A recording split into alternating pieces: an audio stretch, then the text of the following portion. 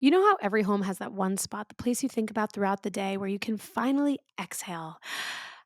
For me, it's my bed. But here's the funny thing, it's not just my bed anymore. Be honest, who in your house tries to sneak into your bed the most? At mine, it's a toss up between my husband and my daughters. And I get it, like it's technically my husband's bed too, but it's my bed. But I get it because of the Cozy Earth sheets, and I have the silk comforter and the linen duvet cover on the silk comforter. It's like being the VIP lounge of the house. It's like sleeping on a cloud and being wrapped in a cloud hug. And I just love it so much. In fact, as I'm sharing this with you, I want to go and lie in bed right now. Their sheets, as I've shared with you, are made from viscose from bamboo and they naturally wick away heat and moisture so you sleep several degrees cooler. That means even on those nights when it feels impossible to get comfortable, I actually wake up refreshed. Thank goodness, because I need to wake up feeling that way. And it's not just the blanket. Of course, you can get any of their blankets, like the bubble cuddle blanket, or as I've shared, I have the silk comforter. It's a really true full on experience. The bubble cuddle blanket, in fact, has such a plush texture and mid weight feel that it's perfect for curling up in the bedroom or draped across the couch as a cozy centerpiece for all of your guests. And we're approaching fall, which is my favorite season, and then winter is my second favorite season. So that means that it is the perfect time to cozyify, as I like to say, your homes. And honestly, it makes those mornings when you just can't get out of bed even harder. And that's kind of the point. When life feels stressful, that's the spot I can't wait to retreat to. My Cozy Earth bed feels different. It's where my comfort and comfort for my family lives. And once you try it, I guarantee you'll never want to go back. The best part, of course, is that there is zero risk. You get a 100-night sleep trial. So if you don't love it, you can send it back, though I promise you won't want to. There is also a 10-year warranty because once you feel this level of comfort, you want it to last. So do yourself a favor, head to cozyearth.com and use my code HUMANHR for 40% off. And if you get a post-purchase survey, let them know that you heard about Cozy Earth right here, because your bed should be more than just a place to sleep. It should be your happy place too. Cozy Earth makes that possible. Welcome to the Bringing the Human Back to Human Resources podcast. I'm Traci Chernoff, and I've spent my entire professional career in HR. Each week, we'll explore the delicate balance between people and business with the aim to reconnect the two and create meaningful outcomes. Listen in as I share my own experiences, challenge the status quo, and chat with guests from various industries about our mission to bring the human back to human resources. Hi, everyone. Welcome back to the podcast. Thank you so much for being here for another week. If you are watching on Spotify or YouTube, don't forget to give this video a review or a thumbs up, whatever you've got to do. And if you're listening, you can still make sure you're subscribed, and you can also give a review like on Apple Podcasts and all the other places. Either way, I think this is going to be an episode that you'll want to share with someone that you love or someone in HR, because we're going to talk a lot about preventing burnout. And not just that, we're going to talk about how HR is often this shield for all of the stuff and chaos and craziness that might happen within an organization that we are inevitably blocking other people from, and what that means, and how you keep your shield from having cracks in its facade, right? So in order to talk about this, I have a guest with me. Her name is Lindsey Carnick. She's an LCSW, MSW, MA, and the owner of Onward Psychological Services, a Colorado-based private practice providing psychotherapy to adult individuals and couples in 10 states across the United States. In addition to her anxiety and stress management specialties, Lindsey sees clients for depression, anger, life stage changes, and relational issues. She also presents workshops nationally at conventions, retreats, and public and private events on practical and tactical stress management and other topics impacting professionals, such as related to stress, work-life balance, effective communication, and other topics. Lindsey earned her Master of Social Work degree from the Graduate School at Indiana University, Purdue University in Indianapolis, and a Master of Arts degree in American Studies from Purdue University. She has served as a counselor for a wide range of individuals from high-stress backgrounds, including military leadership, attorneys, professional athletes, incarcerated individuals, business owners, physician couples, techpreneurs, and working parents. So basically anyone, because everyone has some sort of stress and stress management. And by the way, she is an avid reader, writer, runner, and loves spending time with her family and friends. Lindsey's superpower is eating dry cereal straight out of the box. I share in that superpower with you. I love a dry cereal.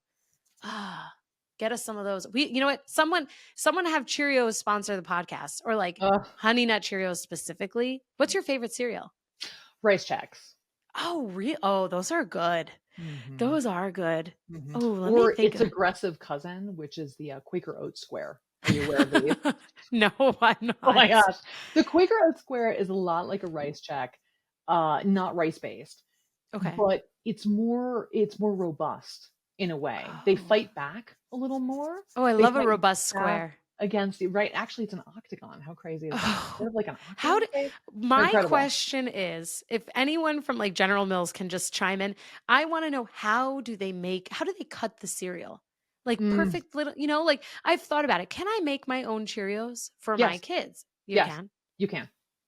I happen to know that you can. This is But available like to what do you you do? You on roll Instagram or teeny TikTok. tiny little circles? Yes, you do. You make every single little O with love. Oh my gosh. And then your There's kid gets some 5. Yeah, right, right, right. Well, if they're my kids, they'll grab handfuls, shove them in their mouths, and then throw them all over the floor, Then you better just keep and then buying eat them at them. Yeah, Costco and right. not make I think them. that's the way to go. But this is good to know. Family size, sister. That's what that's Yeah, for. right. Oh, I love the family size from Costco. Also, I will say another shout out to cereal. This is a very sugary cereal, but the Pops. The Oh, corn pops. of Is that what they're course, called? of Oh, course. Oh, do you those remember the slogan? "Gotta have my pops." gotta have my Pops, and it's Yeah, true. it's a And you know what? classic. I'm salivating at the thought. I probably should buy some.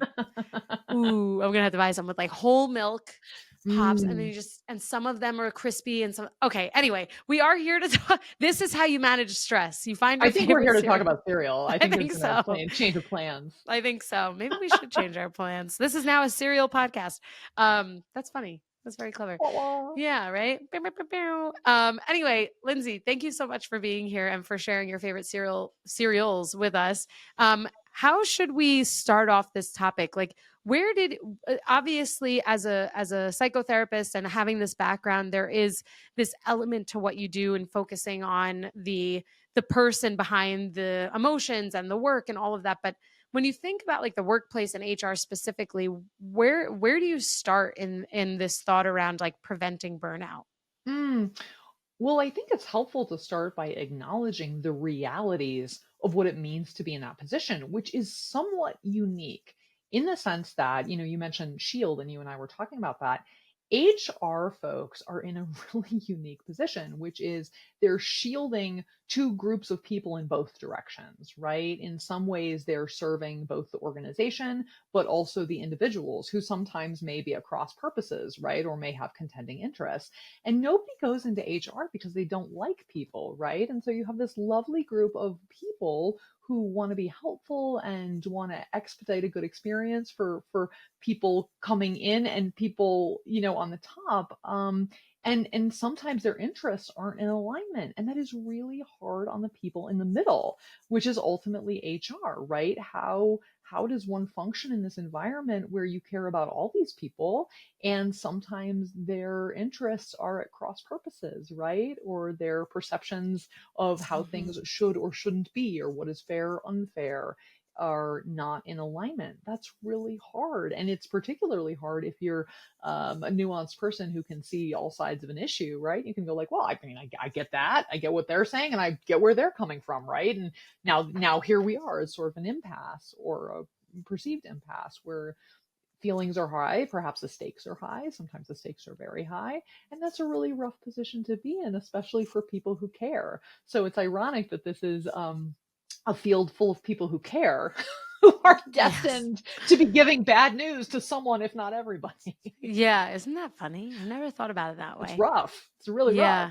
Yeah, some people really struggle with it. Like people I have seen people who have had really successful careers in HR just do one too many or handle one too many employee relations issues and then or one too many reductions in force, and that's kind of it for their careers. They're like, all right, I'm moving on. And I do think that there's an element to this job, but also to what we're talking about where people do have to create healthy boundaries. And I've talked about it on my podcast just from my own experience that sure, I've had moments where I've had to furlough or lay off people, and I I cry at the end of the day because it's really hard and you have to like release that. This is how I release emotion. I like, rather than scream, I'd rather cry. I can scream too, but I'd rather not do that. And when you get to a point in your career where you're like, okay, this is how I actually cope with it without necessarily having to do that. Mm, That's something that I've learned over time is how to cope in anticipation of those things mm. and how to kind of reconcile the emotion, and be able to execute my job in sometimes a way that can be difficult without taking it home.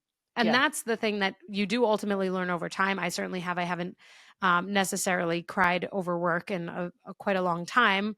But I think also if you don't learn it and you don't like you have to experience it to learn it, but if you also don't walk away with that knowledge, then you are ultimately going to end up at a place where you're at a crossroads. Like, do I continue this or do I stop?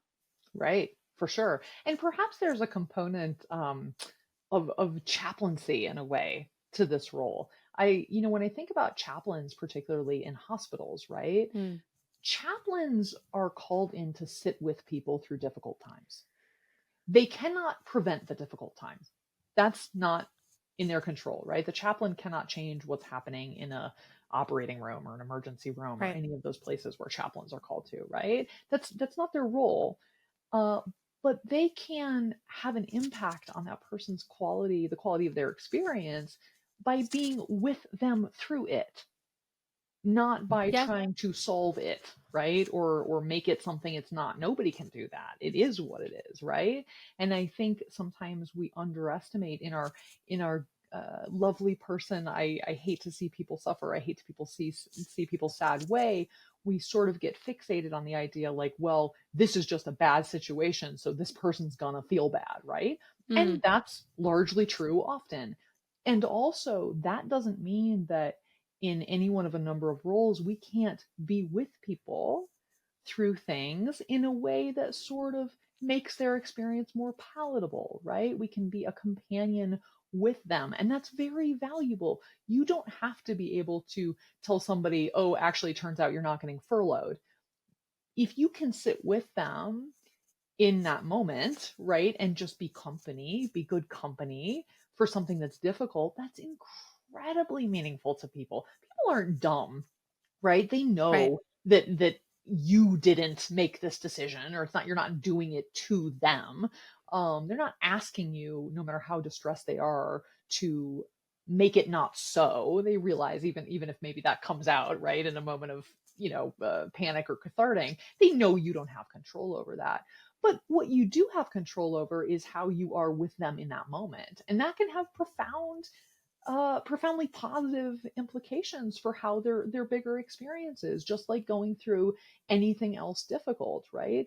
If you're in a hospital setting and something sad is happening, it makes a big difference how the people in that hospital interact with you. Whether they can change the outcome of the sad thing or not is not the issue. It's Right. how are they with you in that setting? And that's something I think we all have a tremendous degree of influence on anywhere, anytime in our lives, right? When we can't fix something or solve something, but we can influence the course of that person's experience within it just by showing up in a certain way. We don't have to Mm-hmm. fix it beyond that. Mm-hmm. Mm-hmm. This is a great point. I've never thought about it with that analogy before, but it makes a lot of sense. And I also think about how this is really indicative of the difference between empathy and sympathy. Mm, And that sympathy, look, I am not an expert on this, and this is not a technical definition, but to me, sympathy is kind of when you take on some of that emotion and you feel the emotion, you sympathize for someone. So it's not just like with empathy, to me it's like demonstrating a need to, like, a want to understand and be able to mm, be there or like support someone and have consideration for someone, but you're not putting yourself so much in their shoes that you're then also feeling what they feel. Is mm. that fair? Sort of. Yes, I think it's fair. I think people might have various iterations of empathy versus sympathy, right? Sure. But I think what you're saying is absolutely accurate. There's a difference between being with somebody through something and versus experiencing it directly, right?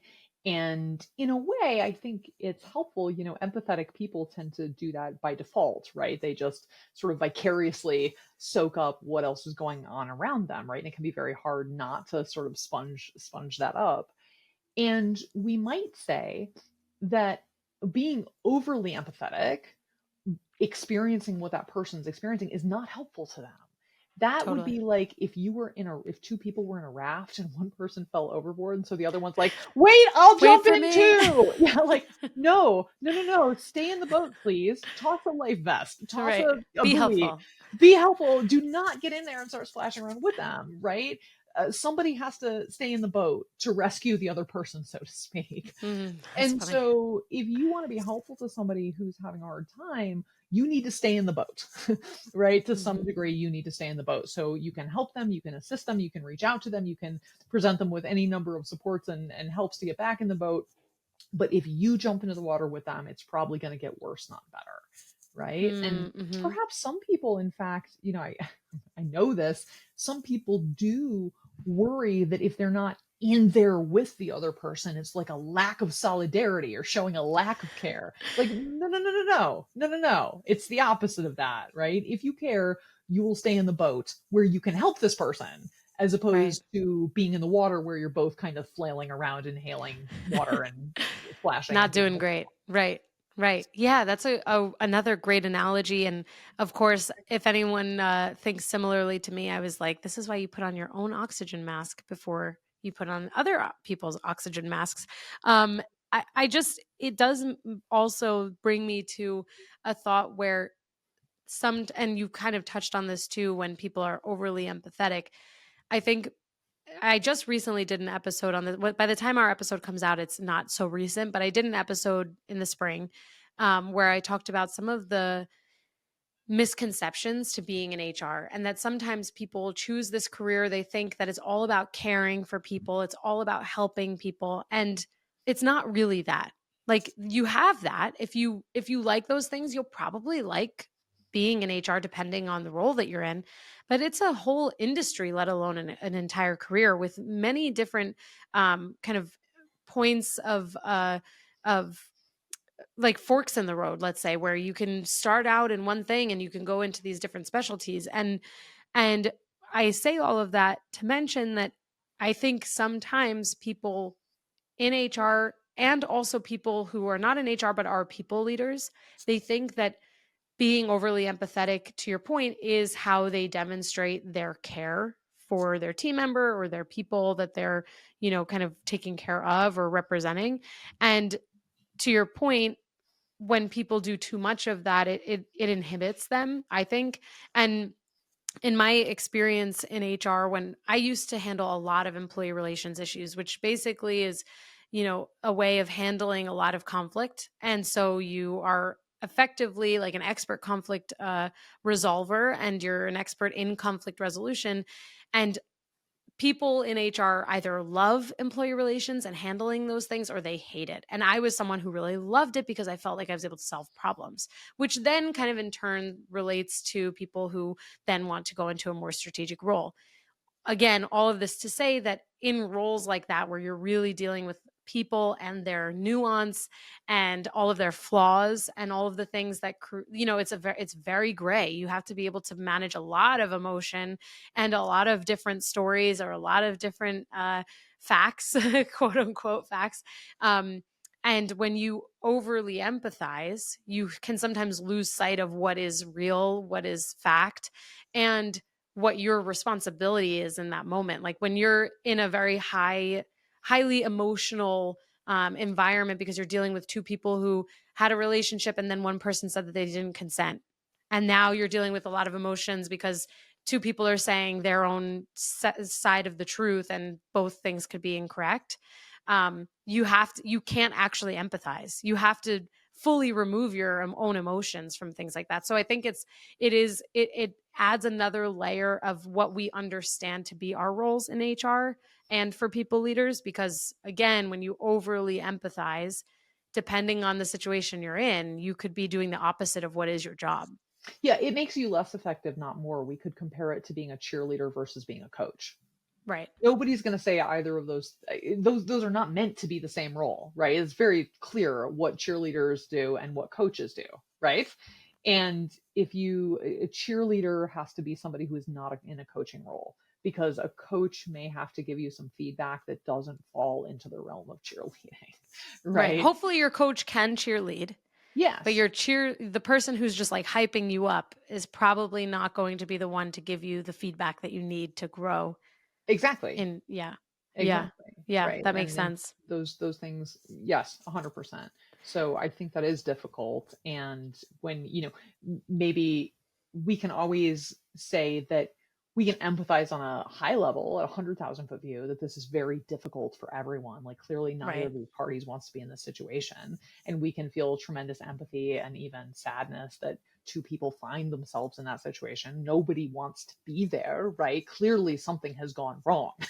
Right. That's where Right. we're at. And that's sad, right? That is super sad. And it's sad that it has gotten to this point where, this person in HR is seeing them and now it's conflict, in mediation and all of these things. That's Hmm. all very sad. And we can be sad about that without getting invested in one of the storylines, Totally. right? Like this is Or, not a drama. Like this is, it's, right, yeah. right, Or like a Real Housewives show, like some of my favorite shows where I'm very deeply invested in all of these people's storylines.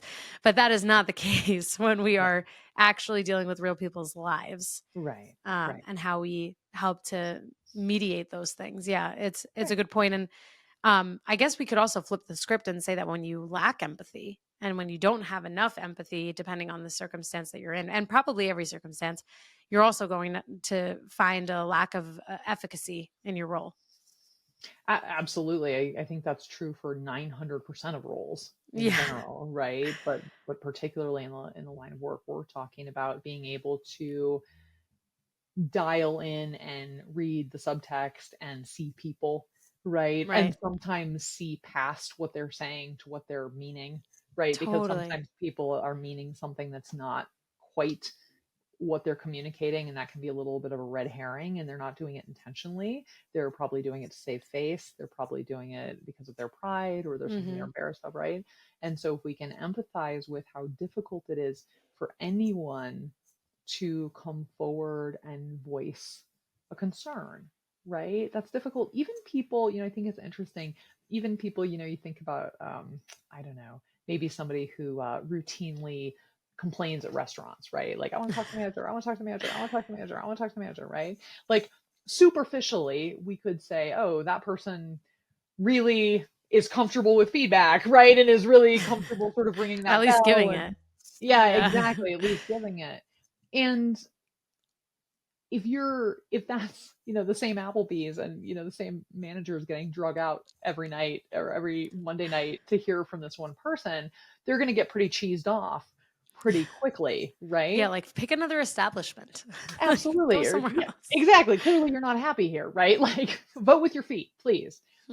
But we could also say, like, oh wow, what is it? And this is a form of empathy, right? It's a form of curious empathy, to kind of say to oneself, huh, wow, that must be doing something for that person. And that's Hmm. sad. Yeah. Like, that says something else about what needs of theirs aren't getting met in the rest of the world or in the rest of their life. Yeah. That every Monday, like clockwork, they're in here complaining about Applebee's, or whatever it is. Gosh, Hmm. gosh, that's a bummer. That's a bummer for them, That's right? a great way to like I'm sure that many of us think that way in our personal lives when we interact with someone who to us seems maybe crazed or really impassioned by something so small, like maybe a fork was missing from their takeout bag. Just like a random example that I could think At of. Applebee's, or Yeah, right. Specifically at Applebee's. Poor Applebee's is really catching strays here, as they right. I say. don't know why. Yeah. Clearly, I'm Just in the popped mood in for here. like fries. I don't know. Right. What came You'll up? get fries and I'll get Pops cereal. Perfect. Love it. But I think if we take that to the next level and we say, okay, well, we're going to bring this to the workplace and we're going to think about all of these potentially negative interactions that we have with people, especially the higher you go. Sometimes Mhm, those interactions become more frequent, mhm. depending. Um, and then it's like, oh man, this person really likes to argue. Maybe this is the only, maybe like it is kind of sad. Maybe that's the only time they're actually interacting with someone else is like through or like this is how they were raised. Or maybe you are the only person they're comfortable arguing with, and the rest Yeah. of the time they're invisible or in a Yeah. position where they feel really Dang. silenced. Yeah. And like, of course, none of this is justification, right? We're not justifying anything, but it's helpful in terms of bringing your own blood pressure down to be Totally. curious about what animates other people, right? My Yeah. favorite joke in the whole world is that, like the classic, why did the chicken cross the road? It doesn't matter what answer you come up with, but there's always a reason. And human behavior always, nobody does anything for no reason, or nobody does something just to be a jerk. Or if they do, that has a reason, Mm, right? It's mhm, it's mhm. doing something. And I think it's really helpful as we interact with people, particularly in challenging conditions, right? Whatever the nature of those challenging conditions are, is to be sort of baseline curious at all times about what animates them as opposed to what are they doing. Mm. What is behind what they're doing is so much more interesting and blood pressure reducing, right? Yeah. Because the face value version doesn't tell you much. Yeah, that's really interesting. I'm gonna have to reflect on this too because I think part of my thought process here is that I'm thinking about someone in my mind who really gets very amplified by like very small things at work Mhm. and what what the reason for that is. And maybe there's a takeaway there that like when we think about these things that maybe we can do something to help them de-amplify and feel a little bit more of like a sense of calm, or maybe it's control that they feel they don't have or whatever that might be, because most of the time people have this like intense reaction to things because of fear or anxiety or control, meaning not anxiety necessarily as a diagnosis, but because they're anxious Yeah, about something or absolutely. they feel a loss of control. I mean, all of these things seem perfectly reasonable to me, and all of that I think does kind of connect to this thought process around HR having and being a shield for much of an organization, depending on where they sit, and how HR people are also human. We are in this like interesting position where we have to support the business needs and we also are expected to support employee needs at an individual level, and how we kind of go between those two things, which have competing priorities and competing demands, Yes. and not find ourselves in a position where we are losing sight of what we need to be balanced and with boundaries and not burnt out.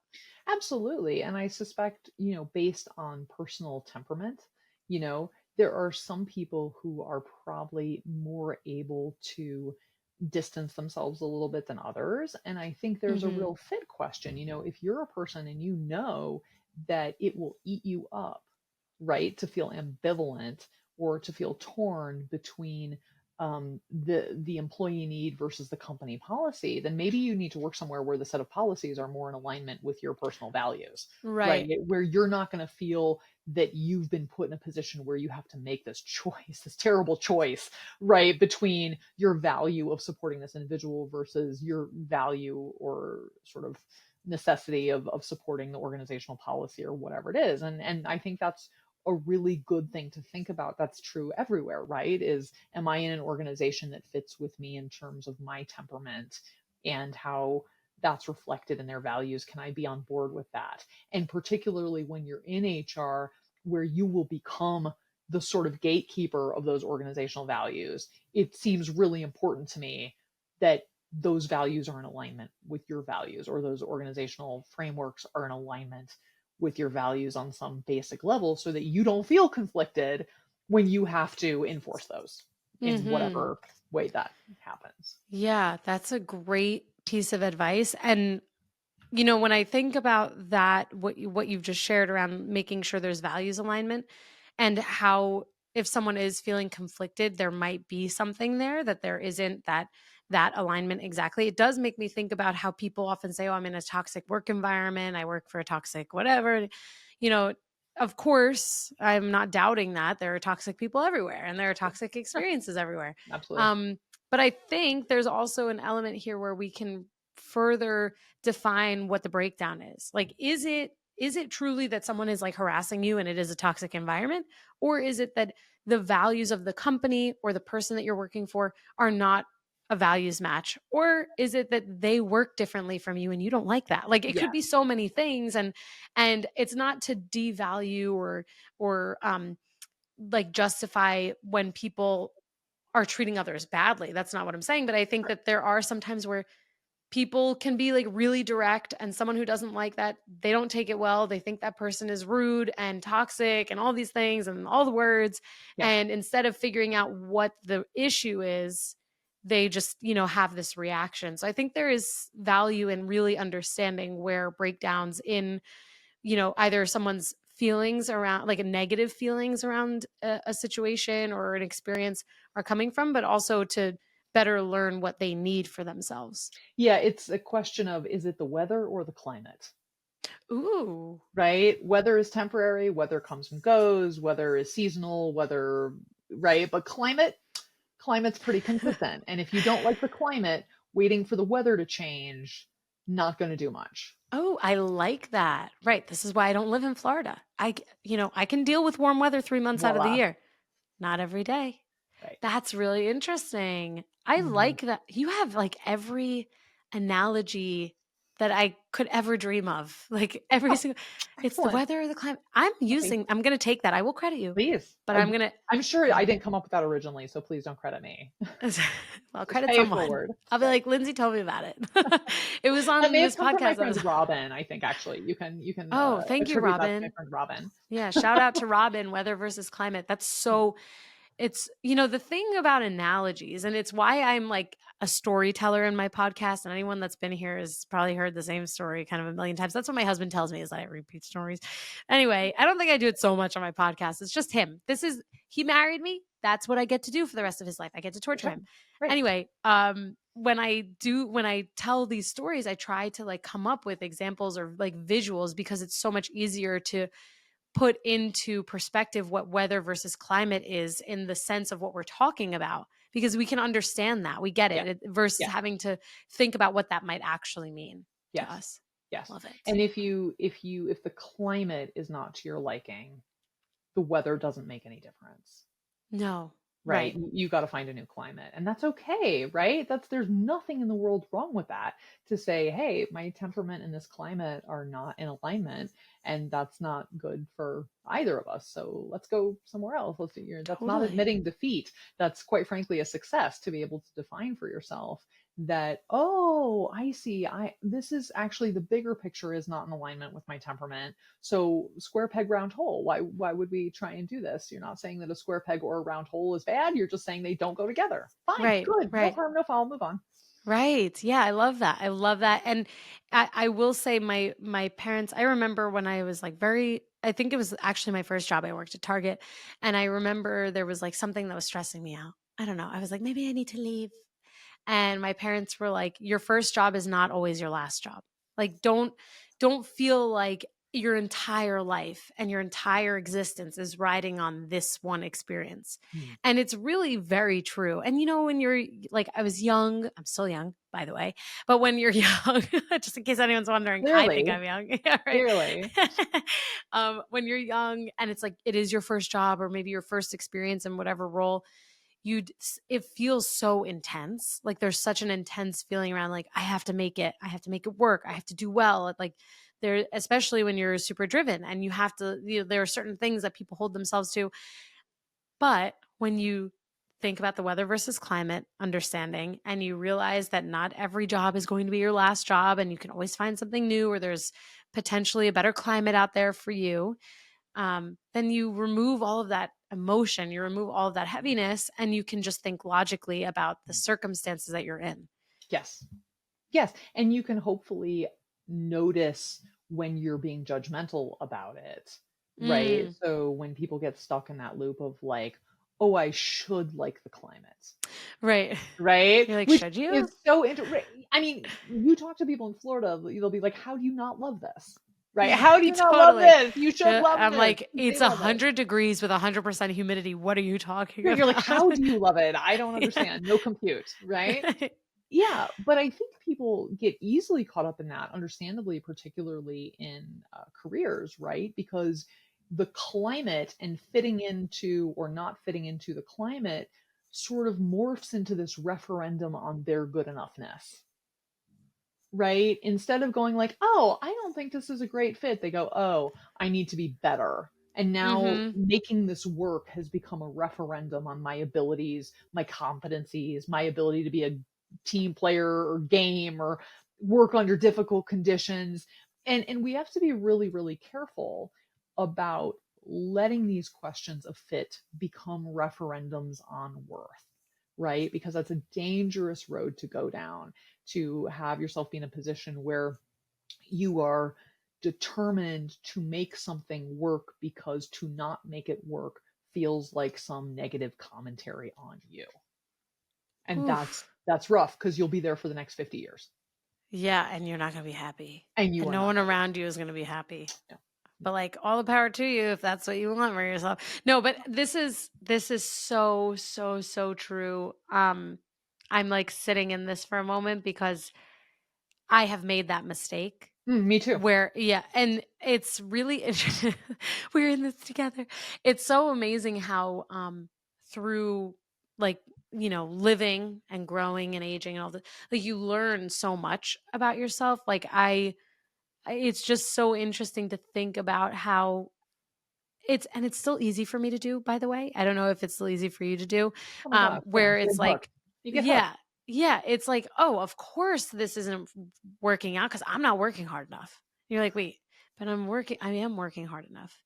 I am doing enough. I am really" and it's so interesting how easy it is, especially if you are working for someone who also is not a climate match for you, who then, maybe it's like a pile on of this like, "Oh, I'm not doing well If you were enough," and working hard enough, you would be you happier. would right, you would be happy in this, like, very sunny climate year round. Right, and there's no Yeah, way to disprove that, right?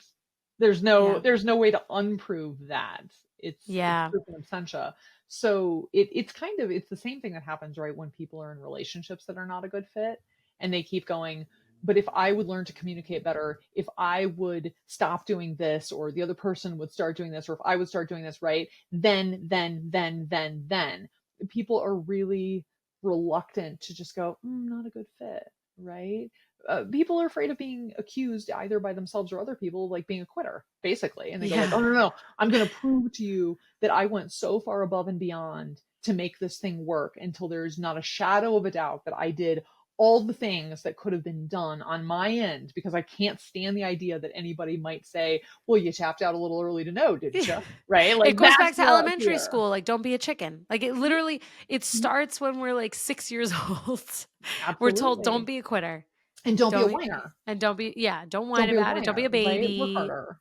Right. Yeah, Yeah. yeah, And really look, I interesting. mean, I think we can all say that this is a matter of degree, right? I- If you're in a position that doesn't feel like a great fit, if you're safe and you're not being harmed, you should probably try some things and see if it's the climate or the weather, Mm, right? You won't know until you spend a little time there. I mean, we could say that literally about any other yes. climate weather situation. You don't know if it's the climate or the weather until you spend some time there. Although sometimes you can know. You can read Yeah, if about you get a climate. gut yeah, yeah, yeah, Right? And this is yeah. true. I mean, we could say that people look and make these assessments all the time about companies and industries, right? By going like, "Oh, I don't think that'd be a good fit for me because that's like that, and I'm like this, so mismatch," right? Yeah. Or they can say that about other people, like before they go out with somebody, like, "Oh, I don't know, that person loves to do nothing but fish, and I love to do nothing but pottery, so no way, right? I don't leave the house." Um, you can make some general assessments about fit sometimes at the get go, at the outset. More often, we have to find out by experience, right? And the real trick, I think, is letting yourself have the gift of going, you know what? I've lived here, wherever here is, whether it's a geography or a job or a role or a company or a career. I have lived here long enough to determine that the weather is X and the climate is Y. And there's no changing Y because that's a climate issue. And I've given it a fair shot. I've experienced all four seasons. right? And I have determined it's the climate because I've given it a fair shot. And then have the sort of confidence and the sort of quiet conviction to go, I don't like this climate. This climate might be fantastic for somebody else who is not me. And yay to them. I'm going to present them with a nice warm chair. Goodbye. And off you go to a different climate where somebody has left a warm chair for you because that was not the climate for them. Yes. Yeah, I love that. And isn't there so much peace of mind that comes with that when you realize, you know what? I did the best that I could. My best is always good enough, Mhm. and I'm going to go find where my best is like exactly what they need, Absolutely. and it's a perfect fit. Like, look, I might add an addendum to that.